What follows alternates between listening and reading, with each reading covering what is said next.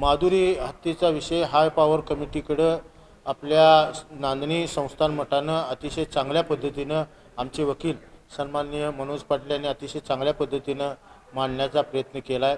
पेटानं काही अंशी त्याला विरोध करण्याचा प्रयत्न केला आहे. पण गेल्या जवळजवळ 2 महिन्यापासून वंतारा आणि आमचं नांदणी संस्थान मठ यांनी अतिशय चांगल्या पद्धतीनं ज्या हत्तीला ज्या आवश्यक सोयी सुविधा ज्या इथं आवश्यक आहेत त्या सगळ्या इथं पूर्ण करण्याचा प्रयत्न हे नांदणी मठ आणि वंतारा यांच्या संयुक्त विद्यमानं अतिशय चांगल्या पद्धतीनं करण्याचा प्रयत्न केला आहे. आणि कुणाच्या काही सूचना जरी असल्या तरीसुद्धा येणाऱ्या काळामध्ये त्यासुद्धा आपण कारण हा जैन समाज हा आयुष्यावर आधारलेला समाज असल्यामुळं कुठल्याही प्राणीमात्राला त्रास होऊ नये ही खबरदारी ह्या समाजाच्या मूळ तत्वात असल्यामुळं येणाऱ्या काळामध्ये त्याही सगळ्या चुका दुरुस्त करू माधुरी हत्ती लवकरात लवकर यावी अशा दृष्टीनं आमचे प्रयत्न चालू आहेत.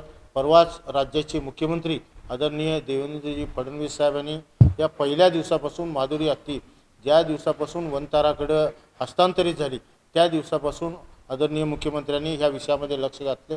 परवाच मी आणि सन्माननीय इचलकरंजीचे विधानसभेचे आपले लोकप्रतिनिधी सन्माननीय राहुल आवाडे साहेबांनी मुख्यमंत्री महोदयांना विनंती केली आहे.